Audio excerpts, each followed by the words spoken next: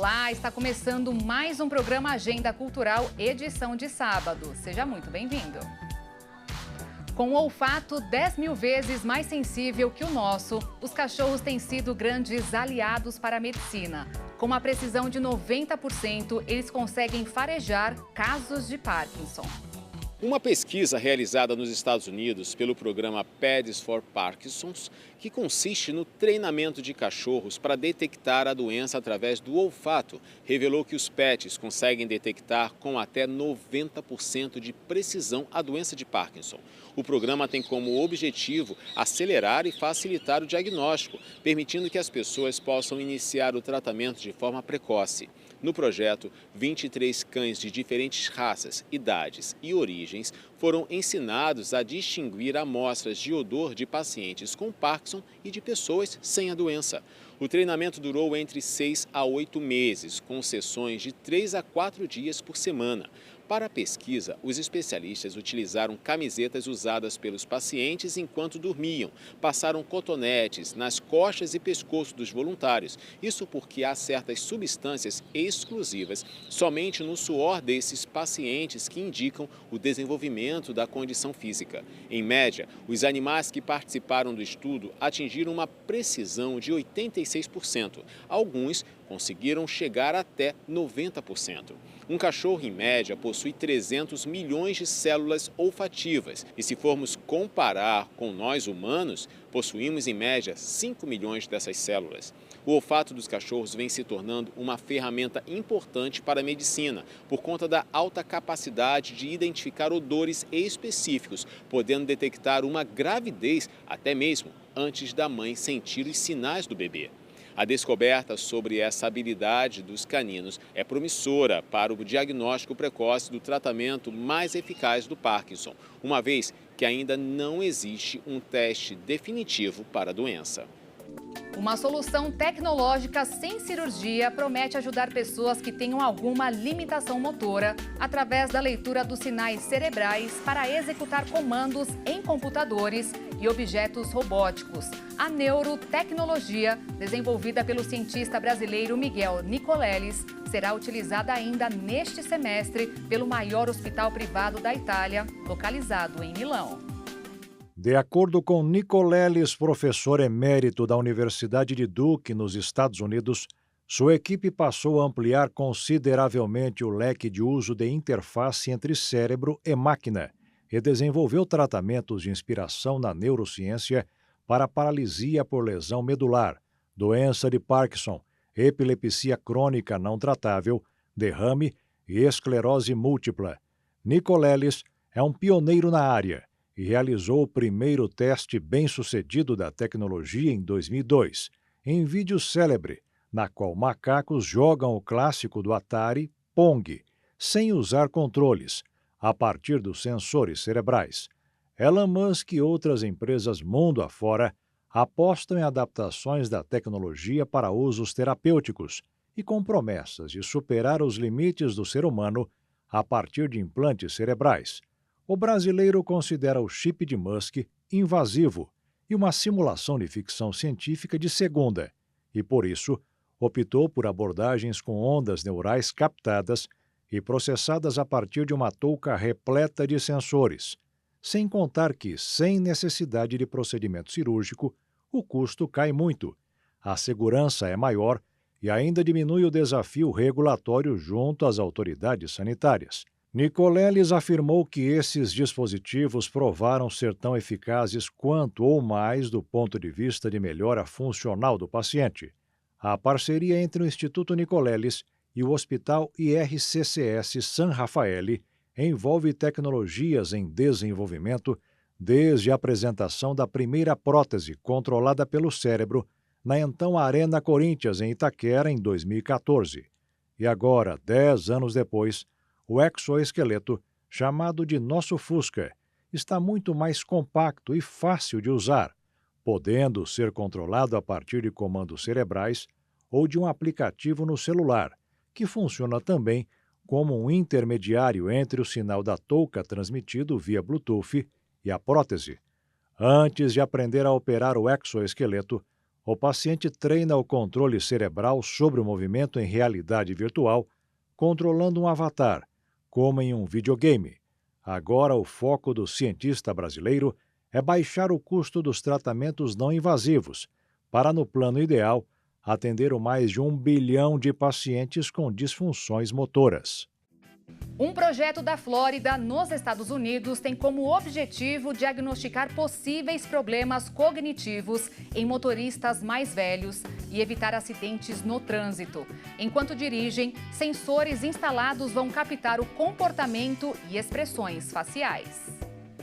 Só nos Estados Unidos, entre 4 milhões e 8 milhões de motoristas têm algum tipo de problema cognitivo moderado, sendo que 1/3 deles vai desenvolver demência num prazo de 5 anos. Só que a maioria não sabe, e a progressão dessa doença vai impedir que continuem dirigindo. Já foi identificado, inclusive, a doença de Alzheimer no cérebro de idosos mortos em acidentes de carro que não sabiam que tinham a enfermidade. Foram esses dados que fizeram pesquisadores de diferentes áreas da Faculdade da Flórida, como enfermagem, engenharia e neuropsicologia, a criar um sistema de sensores capaz de detectar comportamentos estranhos que possam estar relacionados a um quadro de declínio cognitivo. Esse sistema inclui diversos dispositivos. Uma câmera instalada no para-brisa fica virada para o motorista e checa seu comportamento e expressões faciais, que também acompanha o movimento dos olhos e sinais de sonolência e distração. Há índices para avaliar a atenção a placas e sinais de trânsito, pedestres, ciclistas e veículos próximos, assim como o momento de freadas e quase colisões. E uma outra, embaixo do espelho retrovisor, está voltada para a frente e grava os eventos externos. As imagens são analisadas em tempo real, graças à inteligência artificial, e uma unidade telemática é responsável por coletar os dados e fazer o download de 3 em 3 meses. O estudo pretende detectar disfunções o mais cedo possível. Para isso, os pesquisadores querem recrutar 460 participantes e formar 3 grupos. Com pessoas que apresentem um leve declínio cognitivo, outro com indivíduos com demência em seus estágios iniciais e o terceiro sem qualquer tipo de transtorno. Todos vão se submeter a testes e serão monitorados. Mas ninguém deve achar que um estudo como esse vai abreviar os anos de direção dos idosos. De acordo com o National Institutes of Health, a agência norte-americana de pesquisas biomédicas, motoristas mais velhos que enfrentam limitações físicas como problemas de visão e de audição compensam as dificuldades com a experiência e respeito às leis de trânsito. E os dados disponíveis comprovam. Os na faixa entre 65 e 74 anos integram o grupo que menos se envolve em acidentes. Praticar o bom egoísmo. Já ouviu falar? Não se trata de não dar a mínima para os outros, mas simplesmente de ir atrás do que queremos, priorizando nossos desejos e planos em vez de anulá-los.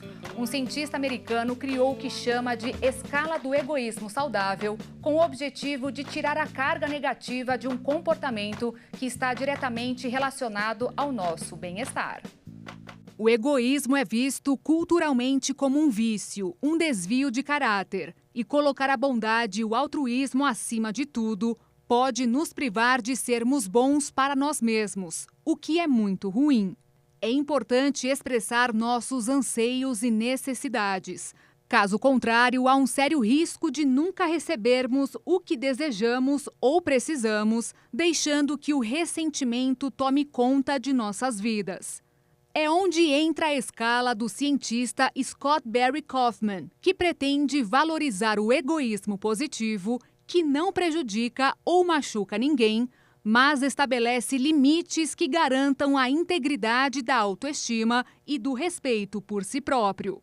Dizer não é uma etapa indispensável para abrir espaço para nossos projetos e não somente para as demandas de terceiros. Kaufman realizou um estudo contrapondo o egoísmo saudável ao altruísmo patológico, concluindo que ao cultivarmos nosso bem-estar, aumentamos nossa disposição para ajudar os outros. Se você tem dúvida se realmente se põe em primeiro lugar, confira os 10 itens da escala para a avaliação. Eu consigo criar limites saudáveis. Eu invisto no autocuidado. Eu tenho respeito próprio e não deixo que se aproveitem de mim. Eu consigo equilibrar minhas necessidades com as dos outros. Eu defendo meus interesses. Eu pratico uma forma saudável de egoísmo que não prejudica ninguém, como fazer exercício, ter uma dieta equilibrada, meditar. Eu me dou aos outros, mas sei quando devo parar a fim de recuperar minha energia. Eu me dou permissão para me divertir e ter prazer, mesmo que isso signifique não ajudar terceiros. Eu cuido de mim mesma. Eu priorizo meus projetos pessoais em relação às demandas alheias. Você sabe o que é fenologia? Não? E se eu te falar que existem alguns animais considerados preditores do tempo? Ficou curioso? Então não sai daí que depois do intervalo eu te conto.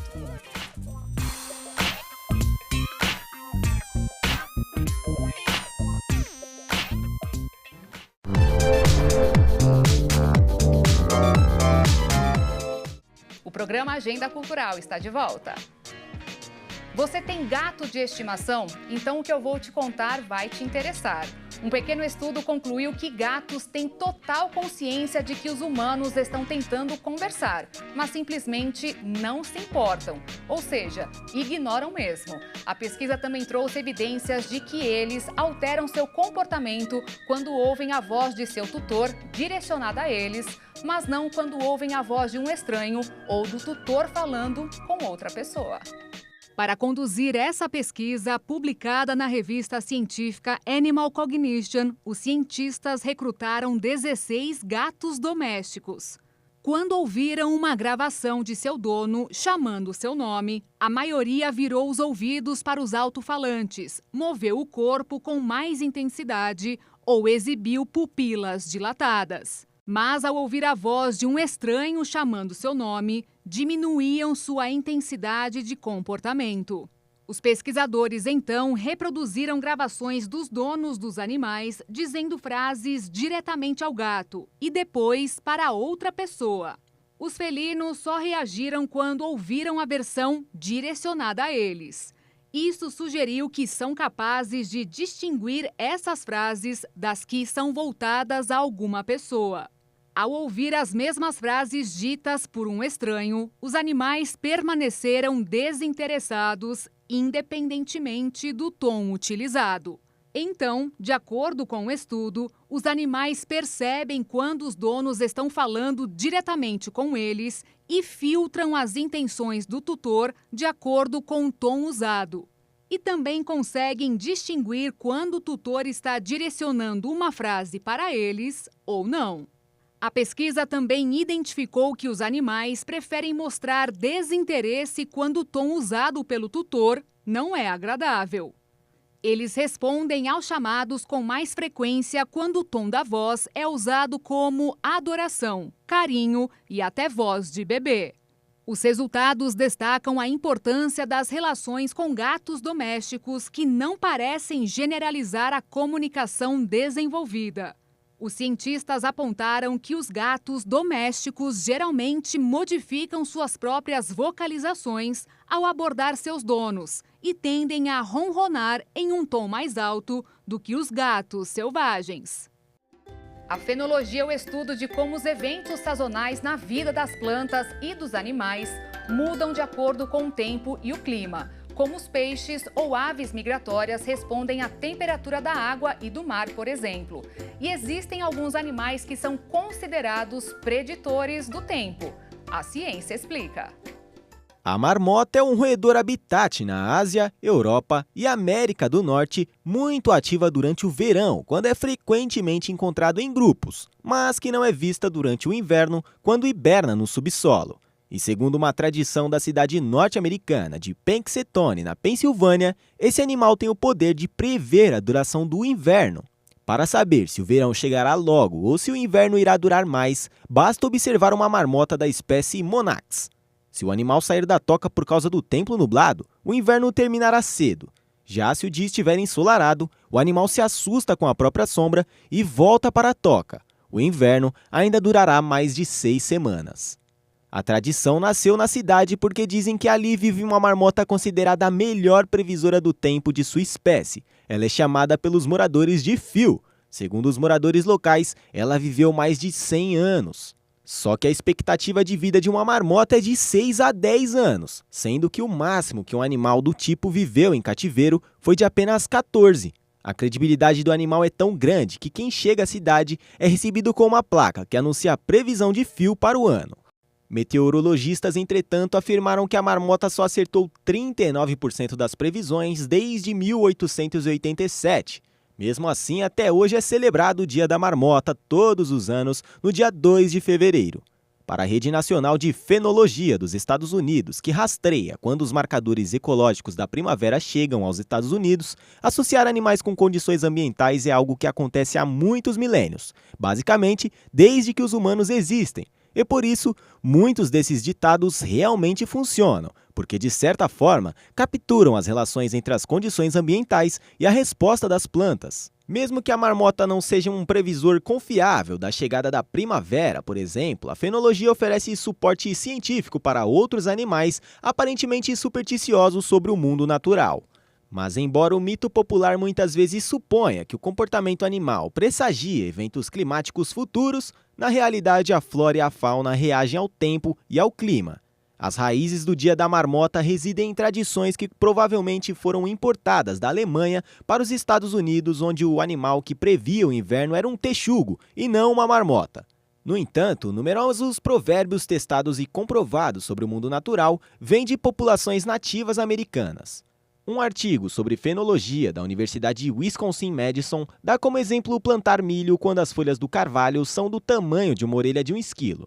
Você sabe que plantar milho não tem nada a ver com folhas de carvalho ou esquilos. No entanto, os nativos americanos observaram que há séculos o solo estava quente e suficiente para evitar o apodrecimento das sementes. Mas ainda assim era cedo o suficiente para colher uma colheita adequada se o milho fosse plantado nessa época.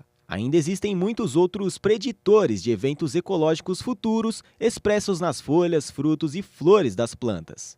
O shadblow, por exemplo, é uma pequena árvore nativa de partes do leste da América do Norte e acredita-se que seu nome venha do fato de que ela dá flores na mesma época do ano em que os peixes-sombra iniciam sua migração fluvial. As populações nativas americanas notaram o fenômeno há muito tempo e se prepararam para pescar quando a planta começou a florescer. Um almanaque dos Estados Unidos, que contém previsões do tempo, gráficos de plantio, dados astronômicos, receitas e artigos, agregou algumas dúzias de ditados sobre insetos, animais e sua capacidade de prever padrões climáticos. Algumas das afirmações são duvidosas. Cães comendo grama, por exemplo, são provavelmente um indicador de chuva muito menos preciso do que o boletim meteorológico de um meteorologista. Mas há pesquisas por aí que sugerem que alguns animais podem possuir um sentido inato que os ajuda a detectar quando um desastre está a caminho. As toutinegras de asas douradas, uma espécie de pássaro, por exemplo, evacuaram uma área do Tennessee mais de 24 horas antes de uma série devastadora de tornados atingir a área. Tudo isso foi publicado em um estudo divulgado em 2014 na revista Current Biology. Os autores do estudo previram que as aves migratórias ouviram o infrassom, som em frequências demasiado baixas para os humanos ouvirem, associado às temperaturas, e consideraram um sinal de alerta. Pesquisadores na Alemanha também investigaram se várias espécies de animais poderiam detectar um terremoto que se aproxima. Os cientistas descobriram que, coletivamente, os animais, incluindo vacas, ovelhas e cães, exibiam mais atividade antes de um terremoto com até 20 horas de antecedência, de acordo com o relatório da Sociedade Max Planck da Alemanha, uma associação sem fins lucrativos de institutos de investigação. Também há verdade na noção de que os grilos podem atuar como termômetros da natureza.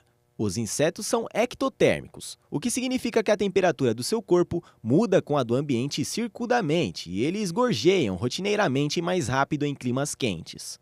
De acordo com a lei de Dolbear, uma fórmula que descreve essa associação entre grilos e o clima, você pode contar um número de cantos por 15 segundos, adicionar 40 e isso lhe dará a temperatura em Fahrenheit. Os sapos também emitem gritos exclusivos quando está prestes a chover. O comportamento animal em comum também pode ser uma reação às mudanças climáticas, e muitas vezes não de uma boa maneira. A crise climática e o desenvolvimento humano estão a causar todos os tipos de problemas ecológicos.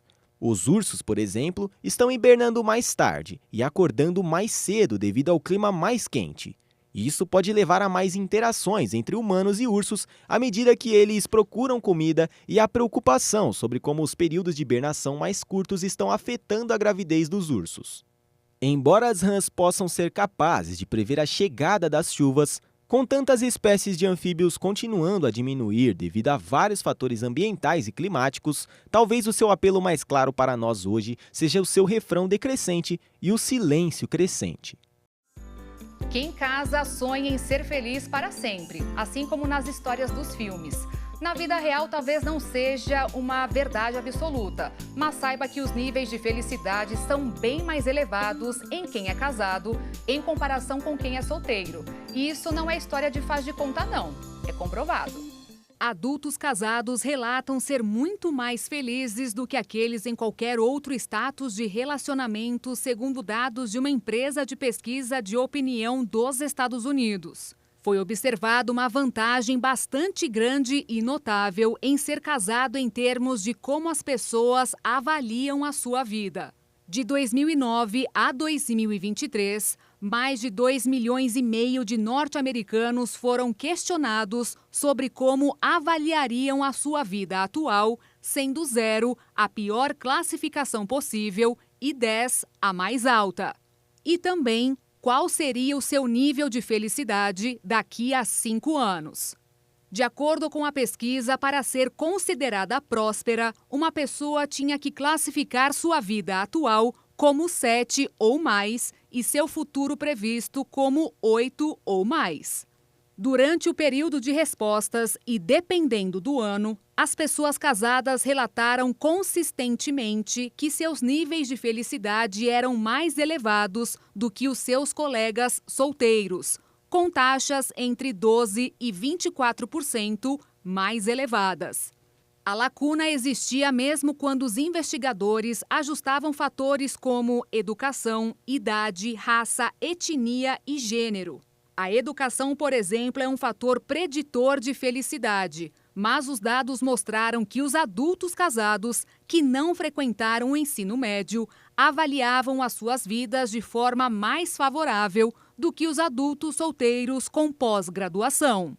Para o estudo, raça, idade, gênero e educação são importantes.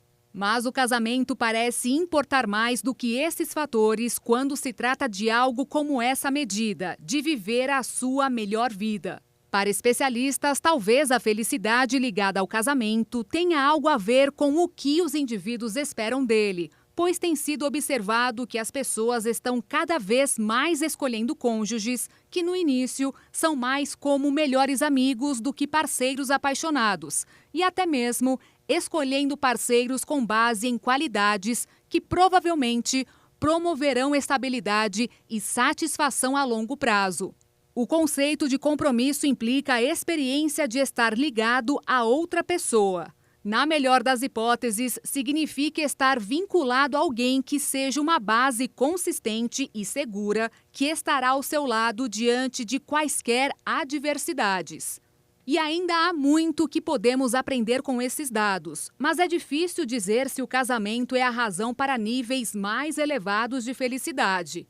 A pesquisa apontou que pode ser que as pessoas que possuem qualidades que tendem a levar a uma felicidade mais consistente sejam também aquelas que procurariam o casamento. A qualidade dos matrimônios, porém, pode variar com base nas circunstâncias individuais, nas mudanças sociais e na perspectiva cultural do casamento. Por exemplo, em comunidades onde o casamento é muitas vezes uma necessidade prática, os dados mostraram um efeito menor na felicidade do que naquelas onde os indivíduos se sentem mais capazes de escolher o seu status e parceiro. É possível avaliar que estar em um casamento infeliz fará com que você se sinta melhor na vida em geral. Aqueles que têm casamentos infelizes são, provavelmente, menos felizes do que aqueles que são solteiros. Mas seja casado ou namorando, você pode otimizar suas chances de um relacionamento feliz, comunicando bem o que o seu compromisso um com o outro implica. E o programa Agenda Cultural de hoje fica por aqui. Eu agradeço a sua companhia. Amanhã, domingo, você sabe, eu volto com mais novidades, curiosidades e informações para você. Te espero. Um excelente sábado. Tchau.